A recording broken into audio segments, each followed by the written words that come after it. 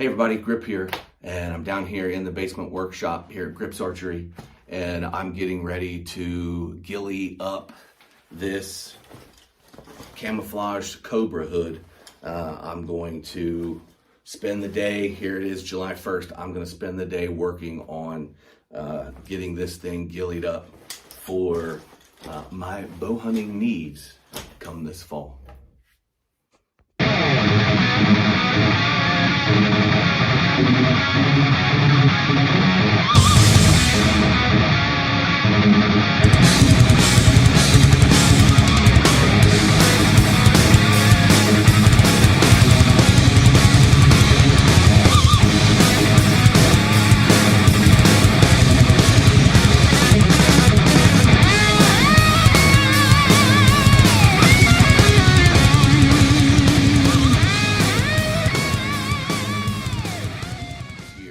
Now I want to explain a little bit about my situation and why I think just the hood and sleeves will be enough.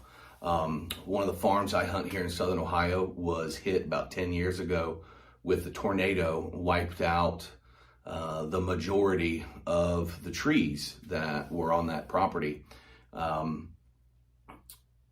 The ash borer then came through a few years after that, and half of the trees that had made it through the tornado, they are dead and falling. So there's not a lot of trees to get in on this farm, and most of them you're very silhouetted because there's no cover, there are no other trees around you.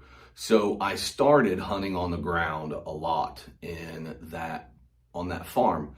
They had a logging company the summer after the tornado. They had a logging company come in and remove most of the viable timber that was knocked down by the tornado.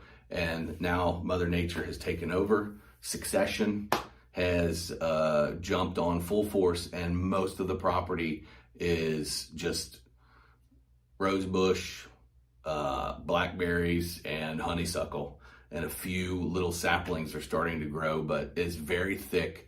And most of the places that I need to set up on that property are down on the ground. So after that, realizing that I was going to have to be down on the ground, I decided to invest in a ghillie suit. Bought a cheap one. Primarily it was light mesh and yarn, and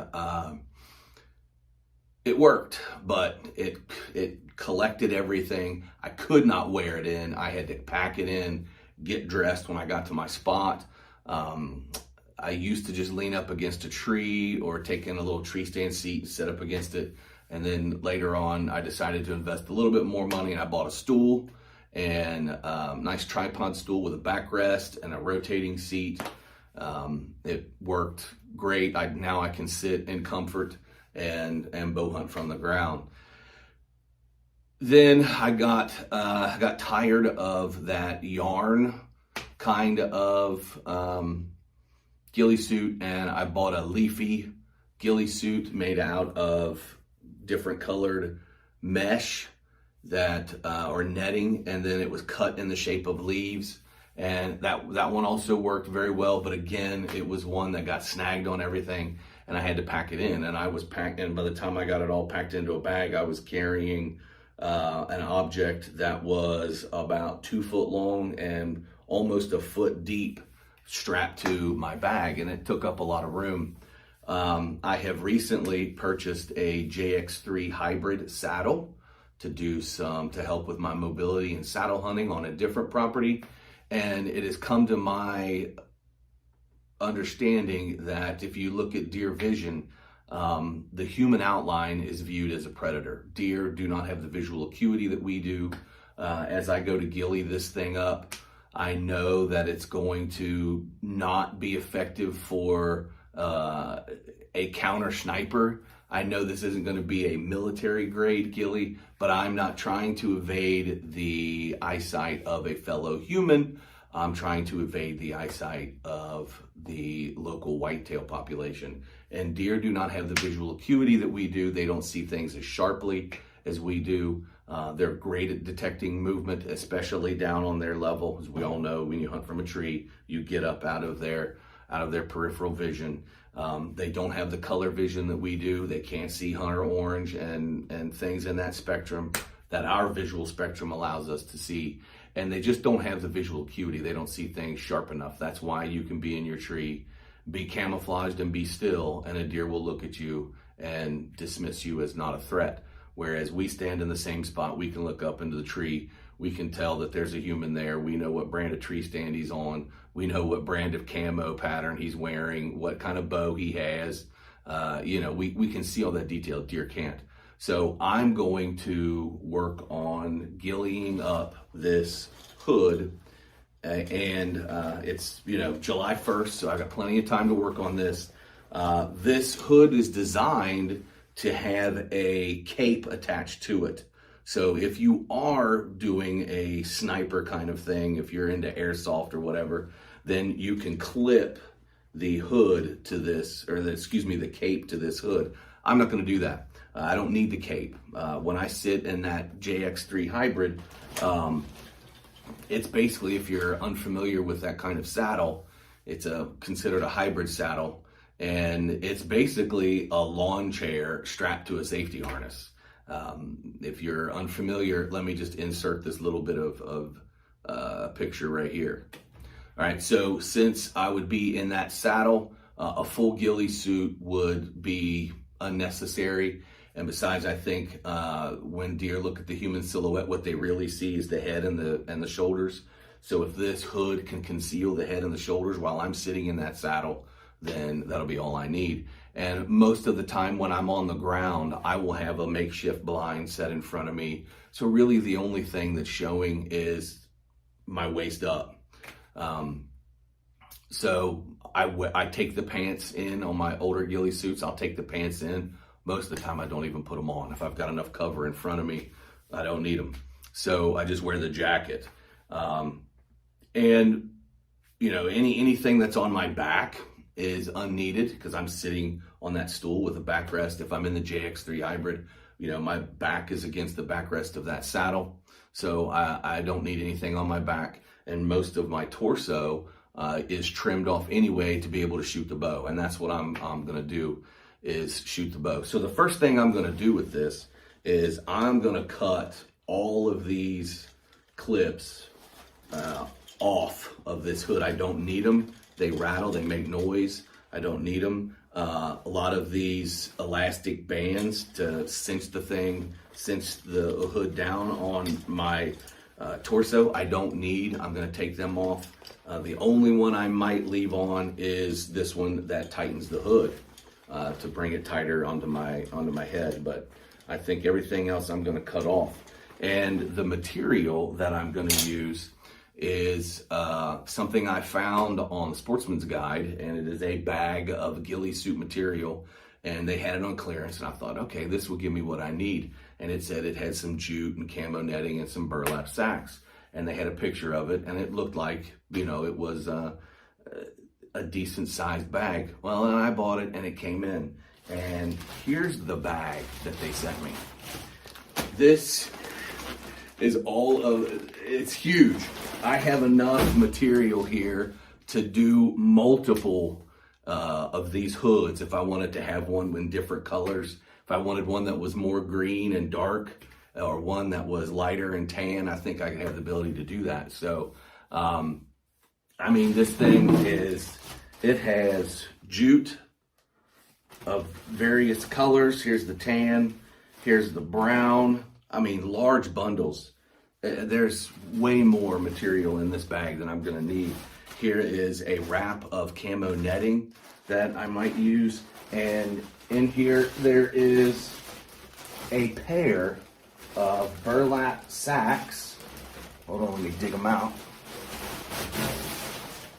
There's a large burlap sack in here. I guess they're coffee bean bags, but way more burlap than I'm gonna need for that hood.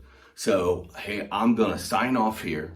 I'm going to go sit down in front of the TV. I might turn some tunes on, and I'm gonna start cutting burlap and separating jute. And what I want to do is, when I tie the jute in, I'm going to tie in bundles of 2 or 3 different colors, all at once.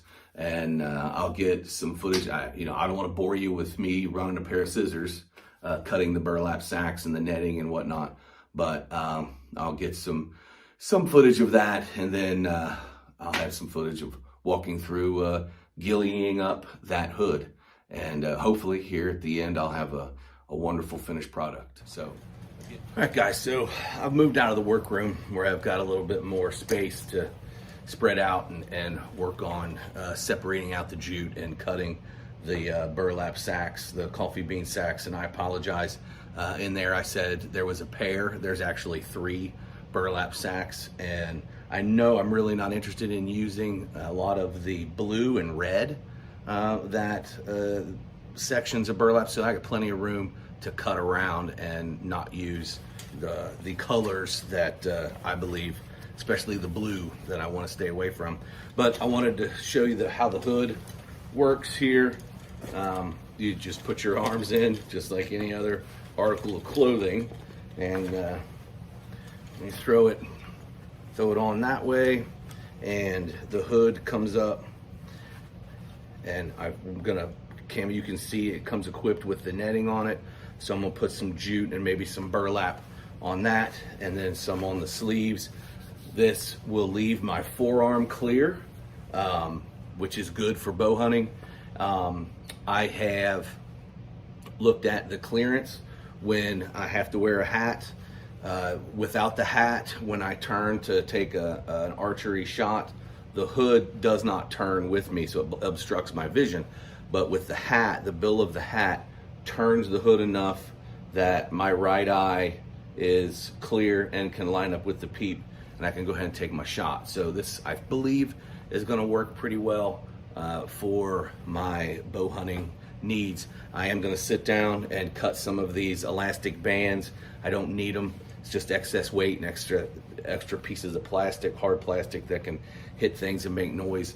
And I think the only strap that I'll leave in will be this one that goes right underneath my chin, just to kind of hold the shoulders down. But other than that, I don't need any of the other clips and elastic bands. I'll probably get rid of them. I may leave these just in case I wanted to make the hood a little tighter, but everything else is gonna come off. So let's go ahead and get started. So here's the pile of stuff that came in that bag. Here it shows it all out in a nice organized fashion. The 3 burlap sacks, all of the jute. It has the camo netting and they call it the sniper veil. So it has all of this jute. I have tan, brown, a lot of green, and some black, I guess, very dark gray or black. I have a bag of the sniper veil, which is this heavy netting that I'm not gonna need for this hood. I'll save this and use it somewhere else. And then I have this plastic bag of netting. They're calling this, I believe, is going to be what they're calling the sniper veil. And this is pretty dark. So I think what I'm going to do is make this mostly out of jute and use a few sections of burlap to tie in, to maybe cut them about 1 inch wide, maybe 8 to 10 inches long, and tie them in. But I think this ghillie suit is primarily going to be made up of mostly jute. And what I'm gonna do is probably take a couple of each and put them all together, and then just tie in a section of jute that'll have a little bit of tan, a little bit of brown, a little bit of green, and a little bit of the black. And as you can see, I should have plenty to do this with. So let's go ahead and get started.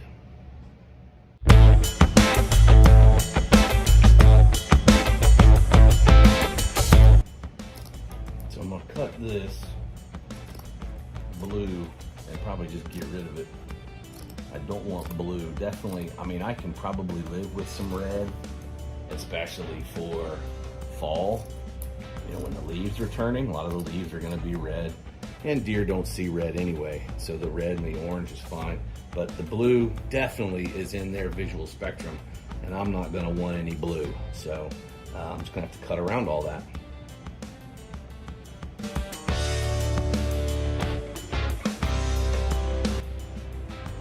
Still have a bean left in it.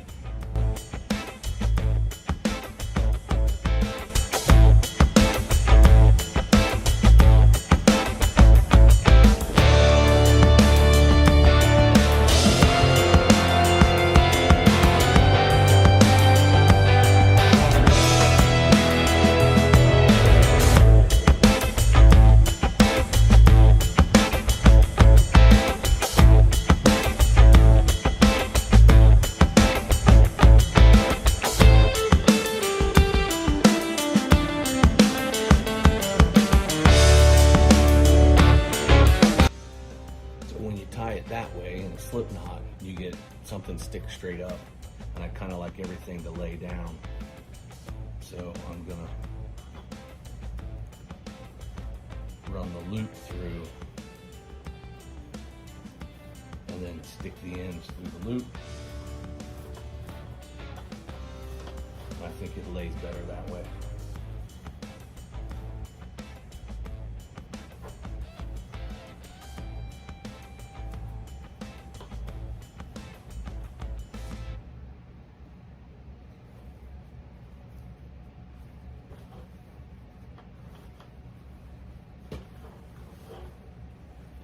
It's probably too wide. I need a shorter piece, a thinner, not as wide.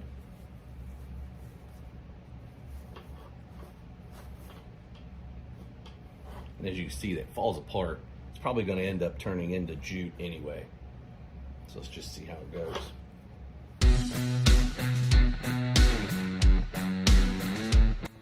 All right, got a little bit of jute sitting out here. Some of everything, some black, some brown, some green, and some tan. So let's start separating out a few strands, putting them together, and tying them in. So let's go to the jute tying montage.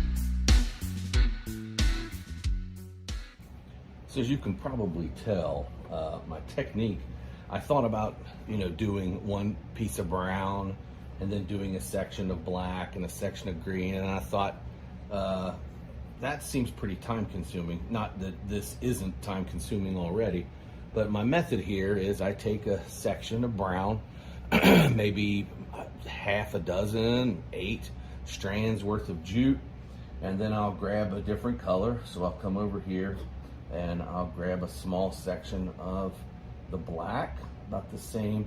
I'll try to do about the same number of strands, if it's fewer or more, no big deal, but roughly the same. So I'll put the black in there, and then I'll grab a few strands of green, separate them, lay them across my hand there, try to get them all about the same length. And then I grab a section of tan. That's a little too much, I think. Now, again, even if I left them all in there, I don't think it would make that big of a difference. And then I put them all four together, try to get them all about the same length. I'll make a loop. This way, I like this way of looping them in, because if something snags them, so what I do is I run the loop through and then pull the tag in through the loop, just a little half loop there, and tag them in that way. And then that way, if something snags on this, it'll just pull the knot tighter and it won't pull out. If you do just a little half slip knot, then it will pull the strands out, and I don't want that. I've spent all this time tying all these in. I want them to stay. So I'll do the same thing again. Here just happens to be a section of green. It's about the right number. Section of brown that I separated out from the last bunch. Green might be a little much, but again, not gonna make that big of a deal. I'll throw some tan in there, and then I'll grab just a little bit of the black and pull it out. Put them all together, and I'll just go up. Here I'm on the very back of the hood, so I'll go up to the next loop. And in some places I'm skipping, in other places I'm doing every section. I figured the hood is going to be the best to help hide my head and shoulders, be around all the hood and let it bleed into the shoulders. So I'm going to do a lot more on the hood than on the arms. Plus on the left arm, I need to keep it clear for my bowstring. So that's how I'm running it. I trimmed the burlap. It was just a little too stiff. So after I tied them in, I left the same width of the knot, but I cut the sections, and hopefully they'll end up peeling. They'll probably peel out, and I'll lose the little strands in the middle, and this will just turn into long, very bright colored jute, and I'll just keep it in there and let it fray, and that should be no big deal. All right, so I'm gonna keep moving on. We're getting there. I'm about maybe to the halfway point. I've been working on it now for a couple hours, so we're getting there. Alright,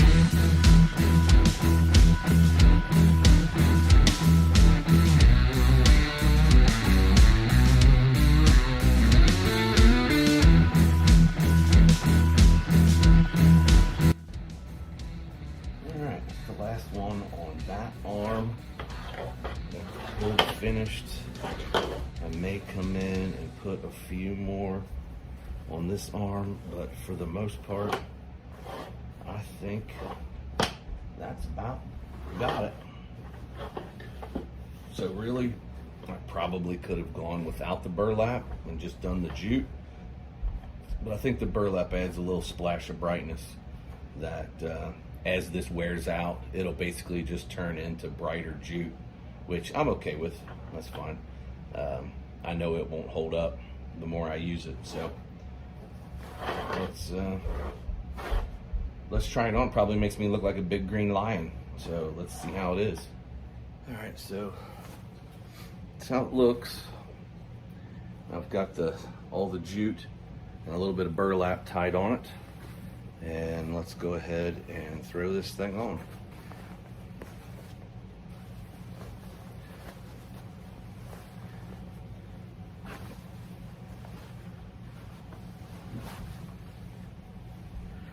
Flip that back like a rock star.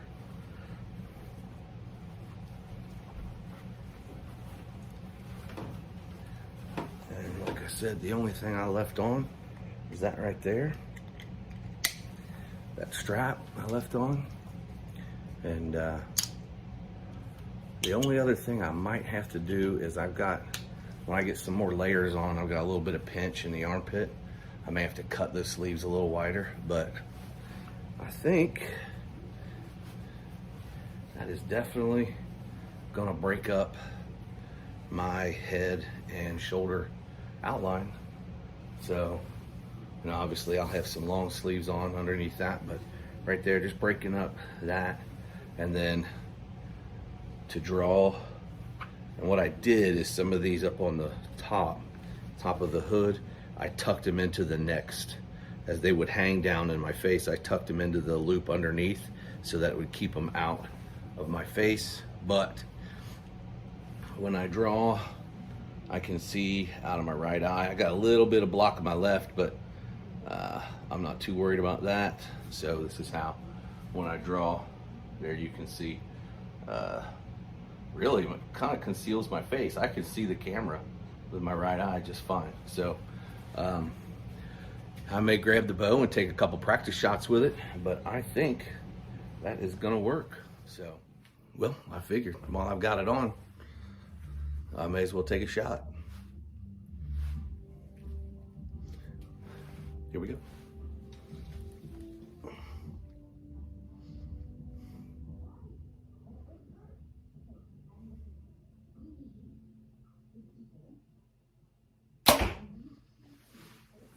I can see the pins. It does block my left eye a little bit, but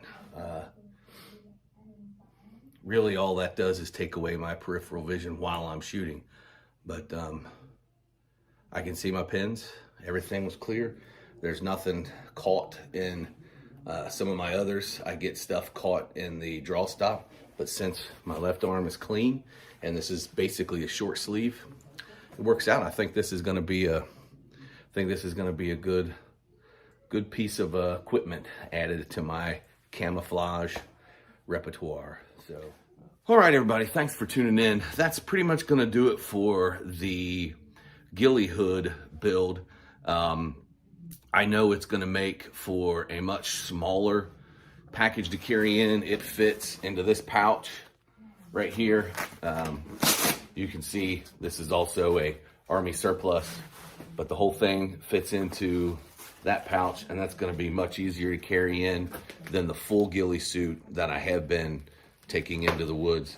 So if you have any questions, go ahead and drop me a comment down below. I know the hood I got off of Amazon for about $42, and that bag of jute and that ghillie kit I think was off Sportsman's Guide for about the same price. So for under $100 and a few hours on a hot July afternoon, I was able to put that together, and I'm pretty pleased. I might end up buying another one and making one of different colors. I think I'm gonna do one that doesn't have any green in it. Just use the tan, brown, and black jute, see if I can have one. Maybe be a little more effective for the later season, but I really don't think that it's gonna make that much of a difference, but it'll give me something else to do. So again, if you have any questions, drop a comment down below, and if not, I will see you guys in the deer woods. Before you get out of here, if you like what you saw, don't forget, click like and subscribe. I'll talk to you guys later.